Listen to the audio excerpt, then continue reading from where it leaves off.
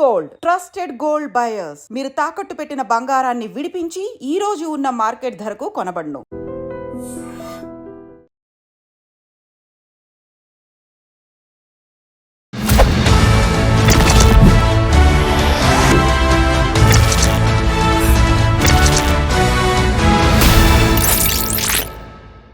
అందరికీ నమస్కారం. నేను Swaroopa Potlapalli. Welcome to trending topic. ఈ మధ్య కాలంలో విడాకులు తీసుకుంటున్న వారి సంఖ్య బాగా పెరిగిపోతుంది. ఒకప్పుడు డివోర్స్ తీసుకోవడం అంటే ఎంతో పరువు తక్కువ అనుకునేవాళ్ళు, కానీ ఇప్పుడు ఇది బిజినెస్గా మారిపోయింది. ప్రస్తుతం నాతో పాటు ఫ్యామిలీ కౌన్సిలర్ రజనీ రమ గారు ఉన్నారు. ఆవిడతో మాట్లాడి దీనికి సంబంధించిన అనేక విషయాలు తెలుసుకుందాం. నమస్తే రజనీ గారు. నమస్తే స్వరూప. చూసారు కదా, డివోర్స్ డివోర్స్ డివోర్స్ ఇది చాలా చిన్న విషయం అయిపోయింది. ఒకప్పుడు ఎంత పెద్ద కారణాలు ఉన్నా కానీ భార్యాభర్త కలిసే ఉండేవాళ్ళు. ఇప్పుడు చిన్న విషయం ఉన్నా కానీ ఏదో ఒకటి పప్పులో ఉప్పు సరిపోలేదన్నా కానీ అక్కడి నుంచి మొదలవుతుంది గొడవ. అది విడాకుల దాకా వెళ్ళిపోతుంది. పోనీ నార్మల్గా విడిపోతున్నారా అంటే అది కాదు, మెయింటెనెన్స్ లక్షల్లో కోట్లల్లో అబ్బాయిలు ఇవ్వాల్సి వస్తుంది. మీరేమంటారు దీని మీద? అదే విడాకులు అనే మాట చూస్తే గత ఒక 10-15 ఏళ్ల క్రితం వరకు కూడా జనం భయపడేవారు. ఇంకా ముందుకెళ్తే ఆ వర్డ్ చాలామందికి తెలిసింది కాదు. అది అందరికీ తెలిసిన వర్డ్ కాదు ఒకప్పుడు. అది ఎవరో పెద్దవాళ్ళకి, బాగా పెద్దవాళ్ళకి తెలిసిన విషయాలు తప్ప ఎవరికి ఆ విడాకులు అనే పదం తెలిసేది నోటీస్లోకే ఉండేది కాదు. అలాంటిది అసలు ఎవరికైనా విడాకులు జరిగినాయి అని అంటే అసలు ఊరంతా పెద్ద విచిత్రం అన్నమాట. ఆమెని భర్త వదిలేసాడంట, విడాకులు అయిపోయిందంట, పుట్టింటికి వచ్చిందంట, మరి ఇంకా అమ్మాయితో మాట్లాడేవారు కదా ఎవరు. అంటే స్త్రీని గౌరవించే సమాజము, స్త్రీ తప్పు చేస్తే వెలివేసే సమాజం కూడా మనది. వెలివేయడం అంటే ఇలా ఆవిడేదో పెద్ద తప్పు నేరం చేసినట్టు, అందుకనే భర్తతో ఉండకుండా వచ్చేసింది అని ఒక పెద్ద ఆవిడ మీద అభాండం వేసేసి ఆవిడని ఒక విచిత్రంగా వింతగా ఇలా వెళ్తూ వెళ్తూ కూడా వెనక్కి చూసుకుంటూ వెళ్ళడము. ఆవిడ మన క్రాస్ వెళ్ళిపోయినా సరే ఇలా వెనక్కి తిరిగి చూసుకుంటూ అదే వింత వింత వస్తువు, వింత ఒక జంతువుని చూసినట్టు చూసే రోజులు ఆ విడాకులు అనే పదానికి అంత ఉండేది.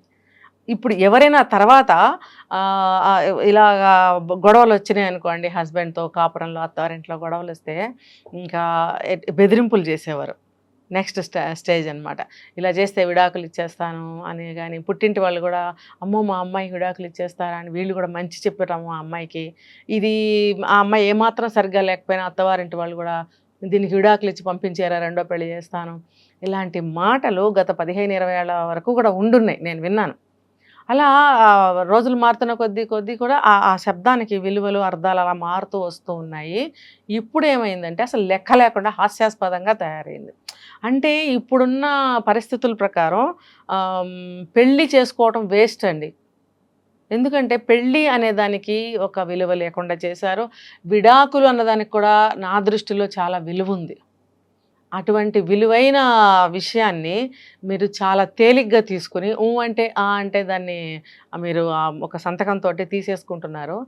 వీళ్ళ గొడవ పడలేక వాళ్ళు కూడా నెల రోజుల్లో డివోర్స్ ఇచ్చేస్తాము, లేకపోతే 1 వీక్లో కూడా అయిపోతుంది అని వెసులుబాటును కూడా కల్పిస్తున్నారు. ఎందుకంటే ఇవి ఒక కేసు వేసిన తర్వాత సంవత్సరాలు వాళ్ళు కూడా వెళ్తా విసిగిపోతున్నారు. వాళ్ళ వల్ల కావటం లేదు మేబీ, లేకపోతే ఆ కేసులు తీసుకునే టైం కూడా వాళ్ళకి ఉండటం లేదు. అంటే జన్మ సరిపోతుంది అనమాట కేసులన్నీ వాళ్ళు సాల్వ్ చేసేటప్పటికి. దానికంటే ఇది బెస్ట్ కదా. కలిసి ఉండాలి అని అనుకోనప్పుడు ఇన్ని రోజులు ఎందుకు వాళ్ళని ఇబ్బంది పెట్టాలి, తీసేయి ఈ కేసు అన్నట్టుగా ఇలాంటి మార్పులన్నీ చేస్తున్నారు. వీళ్ళకి ఇంకా ఈజీ అయిపోయింది.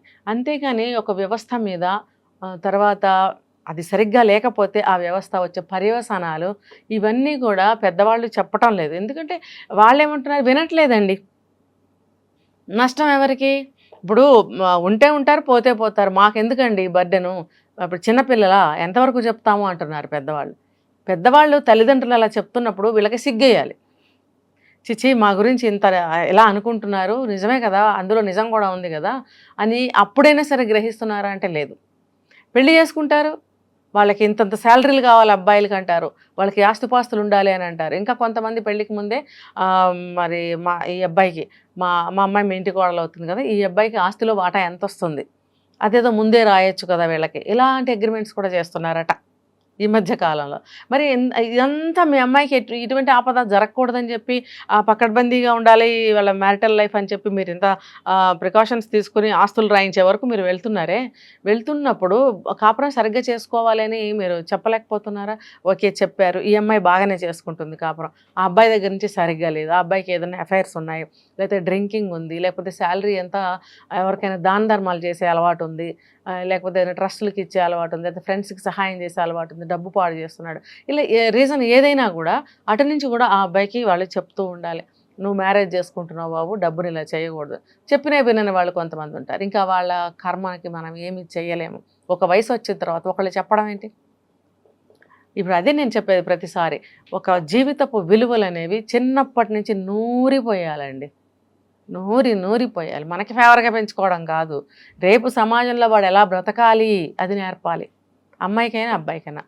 ఇప్పుడు ఏదైనా సమస్య వస్తుంది, పెళ్లి చేస్తాము, సంవత్సరం 2 ఏళ్ళతో అనుకోకుండా ఏమైనా చనిపోతారు తల్లిదండ్రులు, ఆ అమ్మాయికి కష్టం వస్తుంది, మీరు తల్లిదండ్రులు వచ్చి తిరిగి వీళ్ళకి నేర్పిస్తారా? సేవ్ చేస్తారా? ఇంటికి పిలుచుకుని అక్కుని చేర్చుకుని జీవితకాలం వాళ్ళ దగ్గర పెట్టుకుంటారా? తల్లిదండ్రులు ఉన్నంత వరకు, వాళ్ళు లేనప్పుడు ఏం చేస్తారు? సో మీరు చిన్నప్పటి నుంచి కూడా మీరు ఉన్నా లేకపోయినా చక్కగా జీవితాన్ని నడుపుకోగలిగే సామర్థ్యతని వాళ్ళకి నేర్పాలి. ఆ జీవితపు విలువల్ని నేర్పుతూ ఉండాలి. కష్టపడి మీరు సంబంధాలు వెతుక్కుంటారు, ఆ అమ్మాయి వెతుక్కుంటుంది, లేకపోతే కట్నాలు కానుకలు ఇస్తారు, ఇన్ని చేసినప్పుడు ఎలా దాన్ని కాపాడుకోవాలి ఇవన్నీ నేర్పకపోగా ఏం చేస్తున్నారో తెలుసా? ఉల్టా ఆ అబ్బాయికి ఆస్తిపాస్తులు ఎంత ఉన్నాయి, వీళ్ళ వాటాకి ఎంత వస్తుంది, అసలు శాలరీ ఎంత, ఫ్లాట్స్ ఉన్నాయా, కార్లు ఉన్నాయా, ఇవి కాదు వీళ్ళు మాట్లాడవలసింది. అసలు నా ఆరోగ్య పరిస్థితి బాగుందా, పెళ్ళయ్యాక నేను పిల్లల్ని కనగలనా, నేను ఒక ఆడపిల్లగా కాపురం సరిగ్గా చేయగలనా, లేకపోతే చెయ్యాలి, ఇలాంటి ఆలోచనలు చేయాలి. కానీ అలా చేయకుండా ఇలా చేస్తున్నారు. సరే అయిపోయింది, ఏదో ఒకటి గొడవ అవుతుంది, డివోర్స్ అంటున్నారు. డివోర్స్ అయినప్పుడు ఒక వ్యక్తి మీకు ఇష్టం లేనప్పుడు ఎవరికి వాళ్ళు వెళ్ళిపోతున్నారా? మరి భరణాలు, మెయింటెనెన్స్లు కావాలి. మీ కాళ్ళ మీద మీరు నిలబడుతున్నారు, లక్షలు శాలరీలు తీసుకుంటున్నారు అంటే నేను నిజంగా నష్టపోయి ఏ దిక్కు లేని ఆడపిల్లల గురించి నేను చెప్పటం లేదు. ఈ కేటగిరీకి ఎవరు వస్తారో వాళ్ళ గురించే నేను చెప్తున్నాను. ఇప్పుడు ఉద్యోగాలు చేస్తున్నారు, వీళ్ళు కూడా బ్రహ్మాండమైన శాలరీస్ తీసుకుంటున్నారు, లైఫ్ వాల్యూస్ తెలియకుండా వెచ్చలడిగా ప్రవర్తించి ఈ మ్యారిటల్ లైఫ్ని వీళ్ళు వద్దు అనుకుని తర్వాత మళ్ళీ మెయింటెనెన్స్ కావాలని వేయడం అనేది ఎంత హాస్యాస్పదంగా ఉందో చూడండి. అంటే వీళ్ళు మెయింటెనెన్స్ల కోసం పెళ్ళిళ్ళు చేసుకుంటున్నారా? ఇక 2-3 పెళ్ళిళ్ళు చేసుకున్న వాళ్ళు కూడా ఉన్నారట, ఆ 2-3 సార్లు కూడా మెయింటెనెన్స్లు కావాలని అడుగుతున్నారట. మరి చట్టాలు ఆ విధంగా ఉన్నాయా? మరి వీళ్ళకైనా మనస్సాక్షి లేదా? ఇవన్నీ ఏంటనేది ఆలోచించుకోవాలి. ఇప్పుడు ఒకరితో ఒక ఇబ్బంది వచ్చింది, డివోర్స్ తీసుకున్నారు, మరి ఇంకొకళ్ళని రేపు పెళ్లి చేసుకుంటారు, వాళ్ళతో కూడా లైఫ్ లాంగ్ ఉంటారా అంటే అది కష్టమే కదా. ఏ ఇద్దరి మనస్తత్వాలు ఒక రకంగా ఉండవు, ఇక్కడే సెట్ అవ్వలేని వాళ్ళు అక్కడ అవుతారా? అవ్వలేరు. ఇప్పుడు ఒక భర్త దగ్గర నువ్వు సరిగ్గా లేనప్పుడు అతను కూడా భర్తే అవుతాడు కదా పెళ్లి చేసుకుంటే, మరి రెండో భర్త దగ్గర ఉండగలవా? అలాగే అబ్బాయి కూడా. అది ఏంటంటే ఆ అడ్జస్ట్మెంట్ అనేది ముందు నుంచి ఉండాలి. ఒకవేళ పెద్దవాళ్ళు చెప్పి మంచి చెడ్డ చెప్పి కొంచెం లైఫ్ అంటే ఏంటి, ఫ్యూచర్ అంటే ఏంటి అన్నీ కూడా భయభక్తులన్నీ నేర్పారనుకోండి, కొంతమంది బాగానే ఉంటారనుకోండి, మిగతా వాళ్ళ పరిస్థితి ఏంటి? అందుకనే అడ్జస్ట్మెంట్ అనేది ముందు నుంచి ఉండాలి. అదేదో ముందు చేసుకున్న వాళ్ళతోటే ఉంటే అసలు లైఫ్ పాడే అవ్వదు కదా. మళ్ళీ రెండో పెళ్లి చేసుకుని అతని దగ్గర నువ్వు ఎలా అడ్జస్ట్ అయి ఉండగలవు? మరి ఇక్కడ ఉండలేని దానివి అక్కడ ఎందుకు ఉంటున్నావు? అదేదో ఇక్కడే ఉంటే నీకు మంచి పేరే ఉండేది కదా. మరి ఏమన్నంటే కొన్ని కేసుల్లో మరీ వరస్ట్ కేసులు అయితే తప్ప రెండో వేళతో సఖ్యతగానే ఉంటున్నాము అని చెప్పేవాళ్ళు, ముందు వాళ్ళతో వరస్ట్ అయితే తప్ప, వరస్ట్ సిచ్యువేషన్ అయితే తప్ప మేము వదిలి రాలేదండి, ఇప్పుడు బాగానే ఉంటున్నాం అనే వాళ్ళు కూడా ఉన్నారు.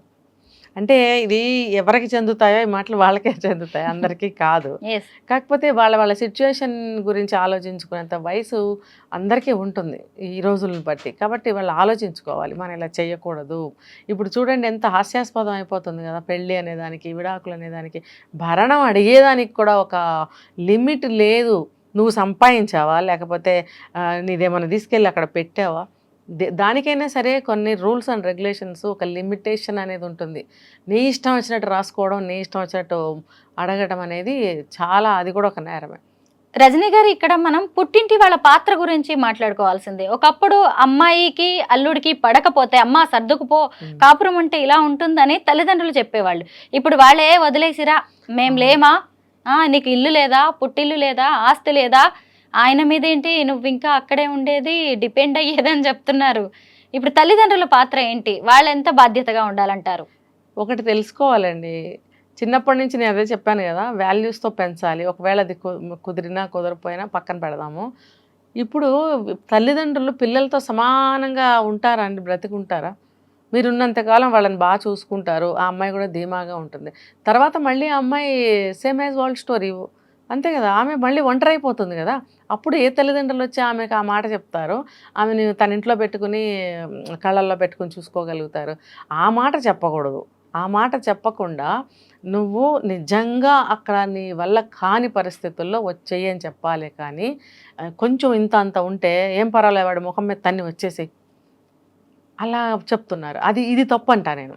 ఇది 2 కండిషన్స్ ఉన్నాయి. ఒకటేమో నిజంగా నిన్ను హింస పెడుతున్నారు, నువ్వు అక్కడ అసలు ఒక్కరోజు ఒక్క నిమిషం ఉండలేకపోతున్నాను అని అనుకుంటే వచ్చేయి, నీకు ఏదైనా ఉపాధి చూపిస్తాము, నీ కాళ్ళ మీద నువ్వు నిలబడి బ్రతుకుదు కానీ అని చెప్పాలి. ఇక తప్పనిసరి పరిస్థితి అది. అంతేగాని ఊరికే మాటికి అలా పిల్లలకి ఎక్కించి వచ్చేసాయి అని అనటం అనేది చాలా వాళ్ళ పిల్లని వాళ్ళే పాడు చేస్తున్నట్టు, వాళ్ళ పిల్ల జీవితాన్ని కూడా వాళ్ళే పాడు చేస్తున్నట్టు. ఇంకొకటి, అత్తమామలకు కూడా ఏం సేవలు చేయకూడదు, అత్తమామలు అసలు వచ్చి వెళ్ళకూడదు. ముందు తల్లిదండ్రులే చెప్తున్నారు ఇవన్నీ. కొంతమంది అయితే పెళ్లి సంబంధానికి వచ్చినప్పుడు కూడా ఈ డిమాండ్స్, ఈ కండిషన్స్ పెడుతున్నారు కదా రజని గారు. అవునవును. ఇప్పుడు ఒకప్పుడు అత్తగారికి సేవలు చేసేవారు కాదు అన్న కేటగిరీ ఒకటి ఉంది. ఎందుకు చేసేవారు కాదు అంటే, ఆ అత్తగారు పేర్లు ఉండనే ఉన్నాయి కదా, రాక్షసుల్లాగా ప్రవర్తించేవారు, మానవత్వం లేకుండా వాళ్ళ పిల్లకు ఒక న్యాయం, ఈ అమ్మాయికి ఒక న్యాయం, ఇలాగా చూసే రోజుల్లో అత్తగారులకి సేవలు చేసేవారు కాదు. ఎందుకంటే ఆ అత్తలు చాలా తప్పులు చేశారు. కోడల్ని పని మనిషి కన్నా అంటరాందనిలాగా చూసేవారు. అంటరాందనిలాగా, ఎవరి కంచంలో తింటుంది, ఎవరి మంచంలో పడుకుంటుంది అన్న అత్తలు నాకు తెలుసు. నీ కొడుకుకి పెళ్లి చేసి తీసుకొచ్చావు, నీ వంశానికి ఆ అమ్మాయి పిల్లల్ని కంటుంది, గాలిలో మంత్రం వేసి కంటుందా? నీ కొడుకు పక్కలో పడుకోకుండానే, ఆ అమ్మాయిని ముట్టుకోకుండానే పిల్లలు పుట్టారా? మరి అంటరాందనిలాగా ఎవరి కంచంలో తింటుంది, ఎవరి మంచంలో పడుకుంటుందని అలా అనొచ్చా చెప్పండి? అలా అనే అత్తలు ఉన్నారు కాబట్టి ఆ రోజుల్లో కోడళ్ళు అత్తలను చూసేవారు కాదు. ఇప్పుడు చాలామంది చూసుకుంటే అత్తలు బాగా చూసుకుంటున్నారు కోడళ్ళని. ఎందుకంటే వాళ్ళు పడ్డ బాధలన్నీ మళ్ళీ రిపీట్ కాకూడదు అని ఒక మంచి ఆలోచనతోటి వాళ్ళు మంచిగా చూసుకునే అత్తలు ఉన్నారు. కానీ మీరు అన్నట్టు కండిషన్స్లో ఇది ఒక కండిషన్ పెడుతున్నారు. కొంతమంది తల్లిదండ్రులు అయితే ఇక కొడుక్కి పెళ్ళైంది, కోడలు వచ్చింది అంటే ఇక ఆశలు కూడా వదిలేసుకుంటున్నారండి. ఏదో మేము దూరంగా ఉందాం, వాళ్ళిద్దరు బాగుంటే చాలు అని కూడా అనుకుంటున్నారు.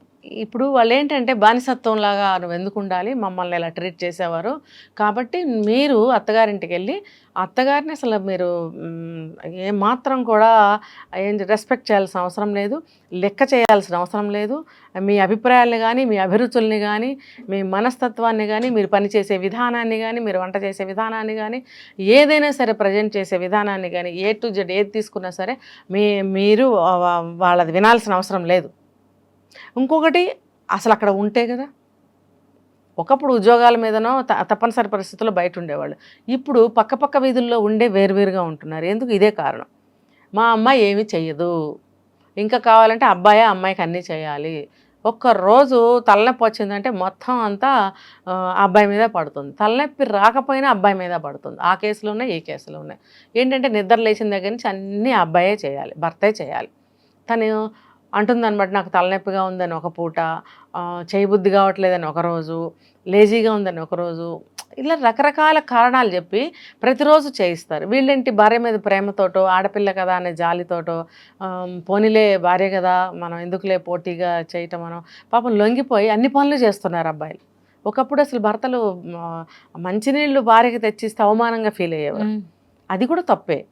సమయాలను బట్టి పోతూ ఉండాలి. ఇలాగా స్లేవ్లాగా అయిపోవడము తప్పే, అసలు అలాగా అసహించుకున్నట్టుగా దూరంగా పెట్టడము తప్పే.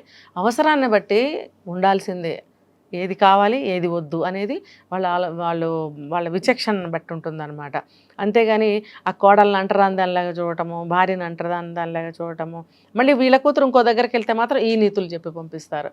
ఇది చాలా తప్పండి. ఇది మనకొక న్యాయం, ఇంకొకరికి ఒక న్యాయం అనేది అలాగా అటువంటి దాని కిందకు వస్తుంది ఇది. కాబట్టి ఆడపిల్లలకి ఎప్పుడూ కూడా సపోర్ట్ ఇవ్వండి. మీరు ఎటువంటి సపోర్ట్ ఇస్తారు? ఆ అమ్మాయికి నిజంగా కష్టం వచ్చి ఇంకా ఆమెకి గడవట్లేదు, నడవట్లేదు అనుకున్నప్పుడు ఖచ్చితంగా సపోర్ట్ ఇవ్వాల్సిందే. అప్పటి వరకు కూడా ప్రత్యామ్నాయ మార్గాల ద్వారా సరిచేయడానికే చూడాలి. అబ్బాయికి చెప్పాలి, అమ్మాయికి చెప్పాలి, అటువైపు వాళ్ళు చెప్పాలి, ఇటువైపు వాళ్ళు చెప్పాలి.